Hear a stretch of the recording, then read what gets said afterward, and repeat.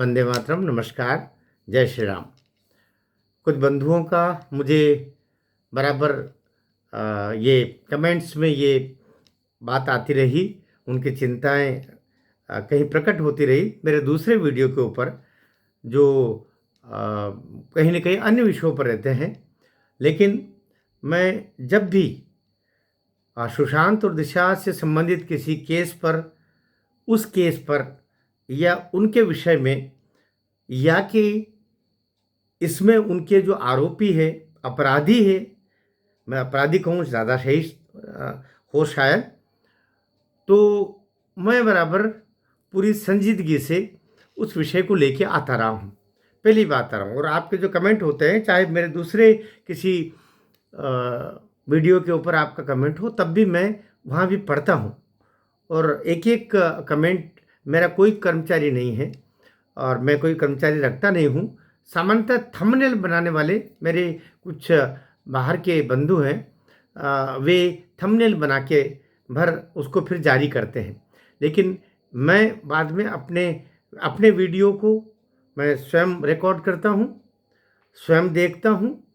Content मेरी अपनी सोच से मैं उसको ठीक करता हूँ और प्रकारांतर से उस वीडियो को आगे चल के जो भी कमेंट आते हैं, सब कमेंट पर ध्यान रखते हुए मैं भविष्य में वैसी गलतियां ना दोहराऊं, इसकी चिंता करता हूं। तो पहले तो मेरा आग्रह आपसे रहेगा कि दो आग्रह कर रहा हूं, आरंभ में आग्रह कर रहा हूं। आप मेरे सब वीडियो पर मुझे प्रेम देते होंगे, कुछ वीडियो ना भी देखते होंगे, मैं ऐसा बोलूँगा भी नहीं कि आप मेरे हर वीडियो देखें ना, ऐसा उचित भी नहीं है देखना, अपनी अपनी रुचियाँ भी होती है। लेकिन फिर भी दो आग्रह ज़रूर करूँगा मैं। नंबर एक कि आप विश्वस्त और आश्वस्त रहिए कि इस मुद्दे को मैं छोड़ने वाला नहीं।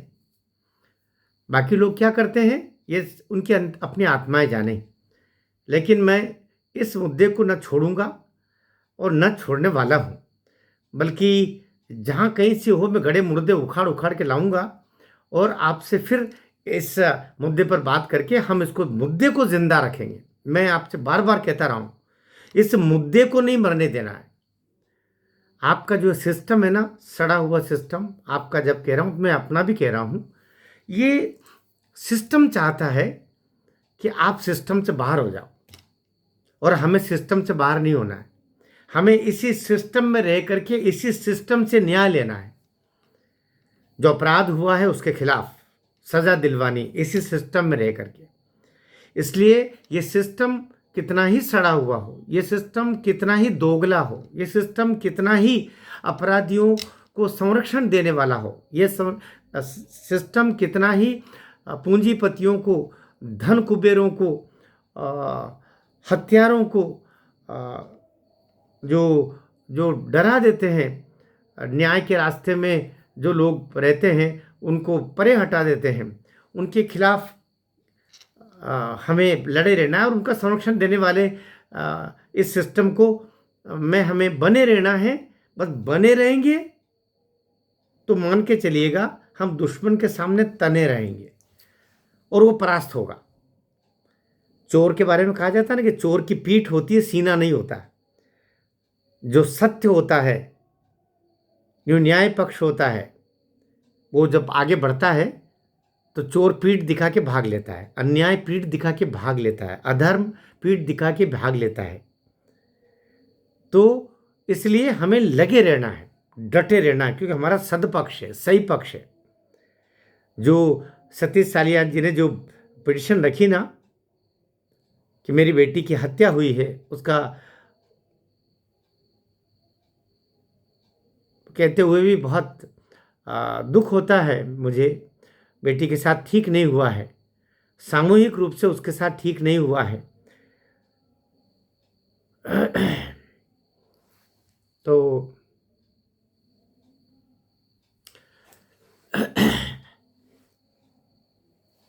ये सबके साथ हो सकता है, किसी की भी बेटी के साथ हो सकता है, लेकिन शायद अमीर की बेटी के साथ होता तो ऐसा नहीं होता, किसी राज्य के मुख्यमंत्री की बेटी के साथ होता तो ऐसा नहीं होता, किसी राज्य के गृह मंत्री की बेटी के साथ होता तो ऐसा नहीं होता, किसी राज्य के विपक्ष के नेता के साथ होता तो शायद ऐसा नहीं होता। तब पुलिस खोद करके अपराधी को निकालती और फांसी पर टांग देती। लेकिन गरीब की बेटी थी तो ऐसा हुआ। लेकिन हमें हिम्मत नहीं हारना है, सबसे बड़ी चीज़। तो मैं दो बातें आपसे कह रहा था कि एक तो हिम्मत नहीं हारना है, इस विषय पर हम निरंतर बात करते रहेंगे। जितने आपके 1000, 2000, 5000 लोग जुड़े हैं इस विषय से ज़्यादा दर्द रखने वाले, मेरे 70,000 65,000 लोग मेरे चैनल से जुड़े हुए हैं। उसमें से तकरीबन 20,000 लोग तो केवल सुशांत दिशा के दर्द के लिए जुड़े हुए हैं। वे चाहते हैं कि मैं केवल उसकी बात करूं, लेकिन बाकी के 40-50 हज़ार और भी हैं, उनकी नहीं, मुझे पूरे राष्ट्र की चिंता करना पड़ेगी ना। इस विषय पर जो भी अपडेट आता है तो मैं तुरंत लेके आता हूँ। और जो इसके अलावा मेरा जो अध्ययन है, मेरे जो वहाँ पर सोर्सेज बैठे हुए हैं महाराष्ट्र में, मुंबई में, मैं उनके संपर्क में रहता हूँ। जैसे ही मुझे कोई नई हवा पता चलती है मैं आपके बीच में रख देता हूँ, उसमें देरी नहीं करता। रात के 1-1, 2-2 बजे तक काम करता हूँ और सुबह मेरी वापस 4:30 बजे उठने की आदत है। कई दफे 2-2 घंटे ही सोता हूँ। खैर, वो व्यक्तिगत हो गया, मुझे क्षमा करना आप। तो एक तो ये मैं कह रहा था कि हम इस मुद्दे पर निरंतर जुड़े रहेंगे, मैं जुड़ा रहूँगा, आप देखते रहिएगा, साथ देते रहिएगा, हिम्मत मत हारिएगा।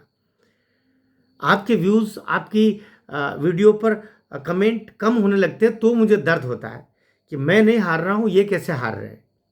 मुझे हारने मत दीजिए, क्योंकि मैं हारूंगा तो फिर मैं हारूंगा से मतलब हमारी इच्छाएं नहीं हारनी चाहिए न्याय प्राप्त करने की।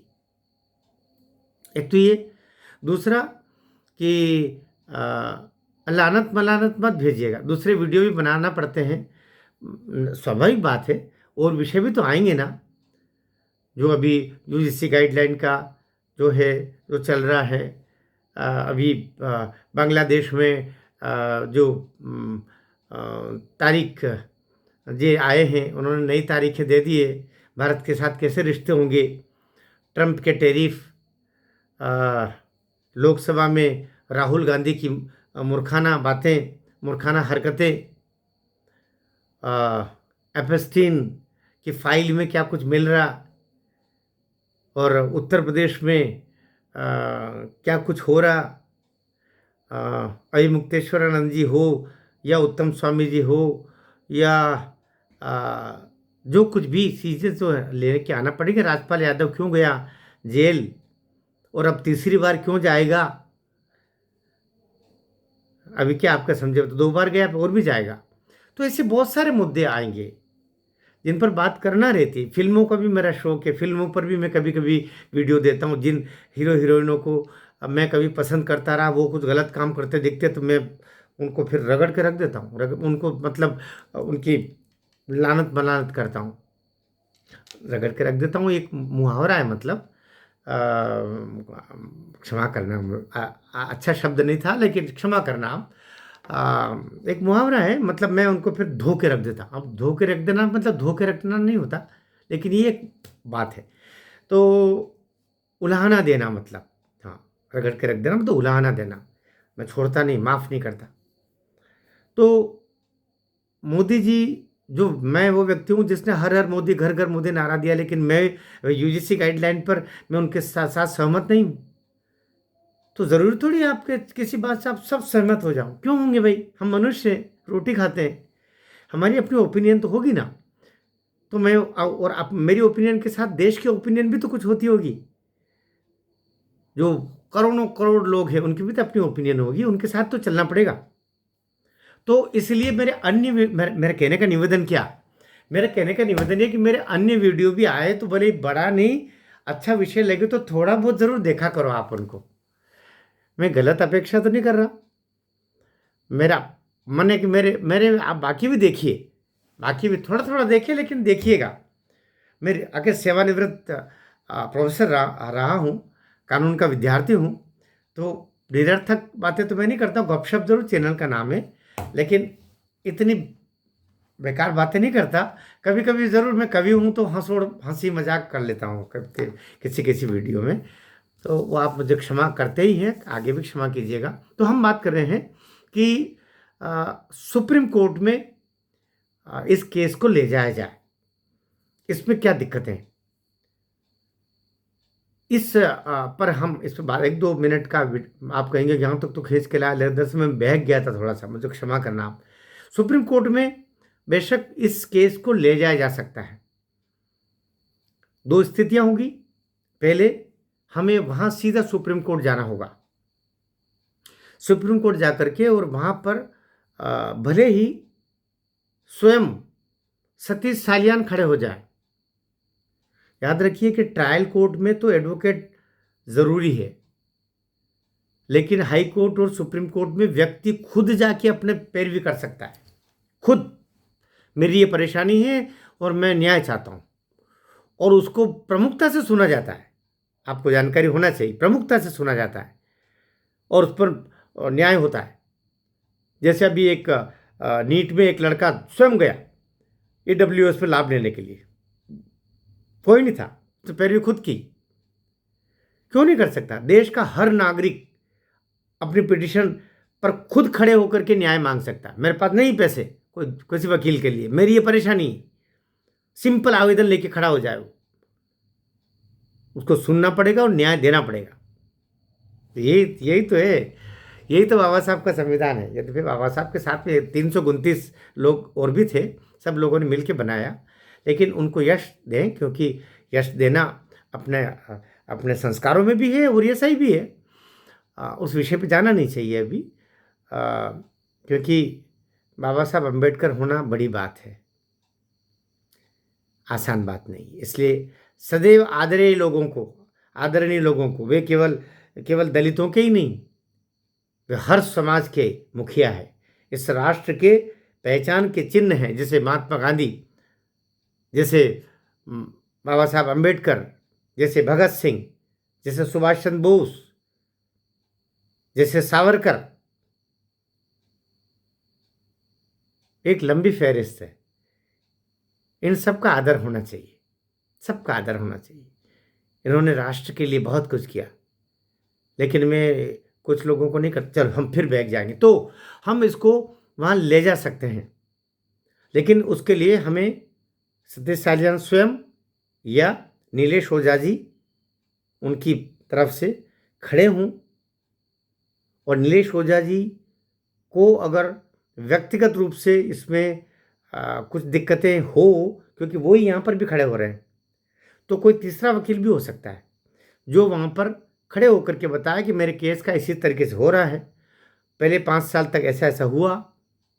यही बात जो पिटीशन में यहाँ पर है मुंबई हाई कोर्ट में, जो 20 जनवरी 2026 को जिसकी सुनवाई थी, और फिर आगे तारीख कौन सी दे रहे हैं इसके भी कोई ठिकाना नहीं पड़ रहे। और भी नीलेश ओझा जी नई बेंच का आग्रह कर रहे हैं, क्योंकि पुरानी बेंच के 2 में से एक जज बोल रहा है कि मैं CBI का वकील रहा हूँ पहले, इसलिए मैं CBI इसमें एक पार्टी बन चुका है, तो मैं इसका अब न बनूँ। तो फिर हमारे वकील कह रहे हैं, हमारे से मतलब नीलेश ओझा जी और ये टीम कह रही कि फिर आप एक दूसरी ही बेंच बनाइए, जिसमें ये तो आप एक तो आप बदलेंगे, लेकिन एक अब जो बना उसमें एक महिला को भी रखिए। तो ऐसा चल रहा। कुछ लोगों ने ये संदेह व्यक्त किया था कि क्या वहाँ से रिजेक्ट ही हो गई, क्या? नहीं, रिजेक्ट नहीं हुई है। पहले तो दिमाग से निकाल दीजिए, रिजेक्ट नहीं हुई है। मुंबई हाई कोर्ट में हीयरिंग है, हीयरिंग हो के रहेगी। नई बेंच आते ही इस पर पंख लग जाएंगे, और इससे आशावान रहिए। निराश तो होना ही नहीं है, इसी बेंच से न्याय मिलेगा, अर्थात मुंबई हाई कोर्ट की बेंच से न्याय मिलेगा। लेकिन जल्दी नहीं चलती। कोर्ट के प्रोसीडिंग्स में जल्दी नहीं चलेगी। कोई षड्यंत्रकारी कितना करेगा, आखिर तो आएगा ऊंट पहाड़ के नीचे, आखिर तो न्याय देना पड़ेगा। इसलिए FIR भी होगी, सब होगा। धैर्य। तो वहाँ तक जा सकते हैं, और ये सारी बातें वहाँ रख करके कि भाई ऐसा हुआ था, कोरोना का टाइम था, उस समय भाई के मारे मेरे से भी उन्होंने असत्य निकलवाया, मैं पिता हूँ, और यह पिता के ब्याह पर जब वकील बोलता है तो सतीश सालियान बन के ही बोलता है। और अब जो है मैंने वहाँ पिटीशन भी रख ली है, वहाँ भी 1 साल से मेरी पिटीशन मुंबई हाई कोर्ट में घिसट रही है, बेंचे पे बेंचे इधर से उधर पलट रही है।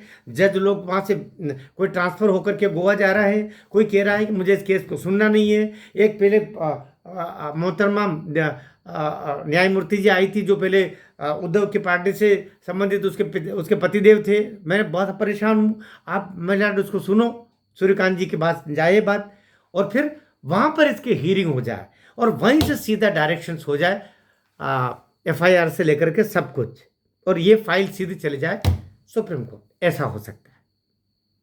तो मैंने ये चीज़ भी आपके सामने रखी, किन स्थितियों में सुप्रीम कोर्ट ये जाती है, जा सकती है, लेकिन उसके लिए पूरी तैयारी के साथ, दमखम के साथ वहाँ जाना चाहिए। और फिर वहाँ से डायरेक्शंस भी मुंबई हाई कोर्ट को जब हो जाएगा कि आप इसको 1 महीने में इस पर निर्णय दीजिए, तो फिर यहाँ पंख लग जाएंगे। तो मुझे लगता है सुप्रीम कोर्ट जाना सही रहेगा, लेकिन जाने का तरीका वही है जो मैंने अभी इसमें निवेदन किया। वीडियो ठीक लगा हो शेयर कीजिएगा, खूब शेयर कीजिएगा, कम से कम अपने लोगों तक तो जाएगा। और जो लोग आशान्वित थे SSR वॉरियर से, हमारी दिशा बिटिया के लिए जो चिंतित हैं, वे सब लोग कम से कम लगेंगे कि नहीं, हम लोग केवल सहानुभूति नहीं रख रहे हैं, हम लोग उनके लिए चिंता करके और रास्ते बना रहे हैं। और हर मुश्किल का हल होता है, आज नहीं तो कल होता है। दिल की बातें वे क्या जाने, दिल कितना पागल होता है। तो हम पागलों की तरह इसमें लड़े रहें, निश्चित रूप से हमें न्याय मिलेगा। भारत माता की जय।